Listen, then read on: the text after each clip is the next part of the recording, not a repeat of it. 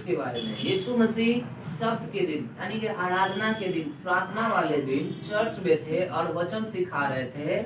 और जिन लोगों को वचन सिखाया जा रहा था उन्हीं में से एक औरत थी, और वो औरत 18 साल से दुष्ट आत्मा से पीड़ित थी। उस औरत को 18 साल से दुष्ट आत्मा लगा हुआ था और वो कुबड़ी हो गई थी। लेकिन यहाँ पर कहता है यीशु ने उसे देखकर उसको बुलाया और कहा, हे नारी, तू अपनी दुर्बलता से छूट गई है। और तब उसने उस पर हाथ रखे और वो तुरंत सीधी हो गई और परमेश्वर की बड़ाई करने लगी। हालेलुया। अब हम आपको कुछ समझाना चाहते हैं, इसको ध्यान से समझिएगा। सबसे पहला चीज कि जो कुछ भी आपके जिंदगी में चल रहा है, जो कुछ भी हमारे देश में चल रहा है, हमारे आस पड़ोस में चल रहा है, ये आपके लिए डर का एक कारण नहीं होना चाहिए। ये आपके लिए और किसी भी मसीही व्यक्ति के लिए निराश होने का, परेशान होने का, दुखी होने का और हार मानने का समय नहीं है। बाइबल कहती है, जैसे यहाँ अध्याय 60 की पुस्तक में, कि देखो जाति जाति के लोगों पर अंधकार छाया हुआ है, लेकिन तुम्हारे ऊपर परमेश्वर का महिमा उठेगा। आज का जो मैसेज, इसको अगर आप समझ जाइएगा, बहुत कुछ आशीष आपको परमेश्वर देने वाला है। नई आशीष है जो हम आपको बताए हैं कि बाइबल कहती है कि हर चीज भलाई में बदल जाता है उनके लिए जो परमेश्वर से प्यार करते हैं। ठीक है, तो आपके लिए कौन सा चीज भलाई में बदलने वाला है? ध्यान दीजिए आप कि जब परेशानी आपके चारों तरफ है तो वो परेशानी आपके लिए नहीं।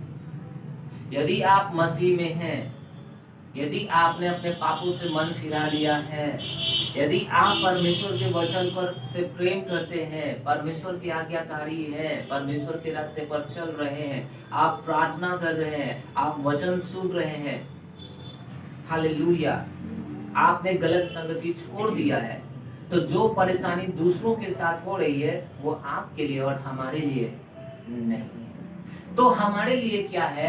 हमारे लिए एक मौका है, हमारे लिए एक अवसर है कि हम उठे और इस परेशानी के समय में हम उठे और अपनी जिंदगी में चमके। हालेलुया, हम इसका लाभ लें और परमेश्वर की महिमा करें।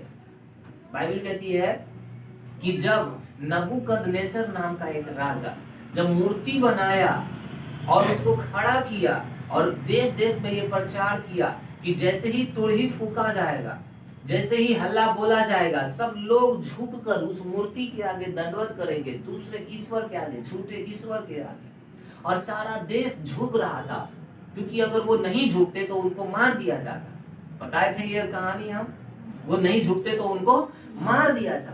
इसलिए सारे देश के लोग क्या हो रहे थे? झुक रहे थे, घुटने टेक रहे थे। लेकिन वहीं पर 3 आदमी था, शद्रक, मेशक और अबेदनगो। ये 3 आदमी, उन्होंने कहा कि चाहे जो कुछ भी हो जाए, मैं उन झूठे ईश्वरों के आगे घुटने नहीं टेकूंगा, मैं गलत चीजों के आगे घुटने नहीं टेकूंगा। और वो खड़ा रहा। हालेलुया। और परिणाम क्या हुआ? आपको आगे का कहानी पता है। और परिणाम क्या हुआ? उन 3 आदमी के कारण, उन तीनों विश्वासी के कारण पूरा देश यहोवा परमेश्वर को मानने वाला हो गया। हाँ या ना? बाइबल कहती है कि उन तीनों को दंड दिया गया, उनको जलते हुए आग के भट्टे में डाल दिया गया, उनका हाथ पांव बांध करके। लेकिन जिन लोगों ने उनको आग में डाला वो लोग झुलस के मर गए, लेकिन ये 3 लोग उस आग के कुएं में क्या कर रहे थे? घूम रहे थे। पवित्र आत्मा वहां पर उनके साथ था, परमेश्वर का पुत्र उनके साथ उस गड्ढे में वहां पर था। और जब राजा देखा अगले दिन कि उन तीनों को कोई हानि नहीं हुआ है, उन तीनों को कोई नुकसान नहीं हुआ है, राजा उन तीनों को निकाला, उन तीनों को नौकरी दिया और पूरे देश में ढिंढोरा पिटवाया कि अब सारा देश परमेश्वर यहोवा को मानेगा, सारा देश इजराइल के परमेश्वर को मानेगा, सारा देश शद्रक, मेशक और अबेदनगो के परमेश्वर को आराधना करेगा। ऐसा ही है बाइबल के अंदर। हालेलुया। अगर आपको नहीं पता, दानियेल का पुस्तक 3 अध्याय घर पर जाके पढ़ेंगे, ये यहाँ पर समझाता है कि उन तीनों ने जब परेशानियां पूरे देश के लोगों के ऊपर थी, वो तीनों खड़ा रहा, वो प्रभु पर विश्वास करके बना रहा। ओ मेरे परमेश्वर, तू मेरी ढाल है, मेरा परमेश्वर मेरा छुड़ाने वाला है, मेरा परमेश्वर मुझे बचाने वाला है। हालेलुया। बहुत दुख की बात है कि हम परमेश्वर को नहीं जान पाए अभी तक। बहुत से मसीही लोग अभी तक परमेश्वर को नहीं जान पाए, इसलिए वो भी उन लोगों के जैसा बात करते हैं जो परमेश्वर को नहीं जानते। रोमियो अध्याय 12 वचन 2 बाइबल कहती है कि हे भाइयों, मैं तुम्हें परमेश्वर की दया याद दिलाकर विनती करता हूँ कि इस संसार के समान मत बनो, परंतु तुम्हारे मन के नए हो जाने से तुम्हारा चाल चलन बदलता जाए।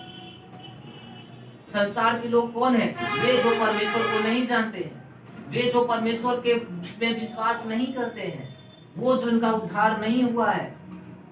एक बार यीशु मसीह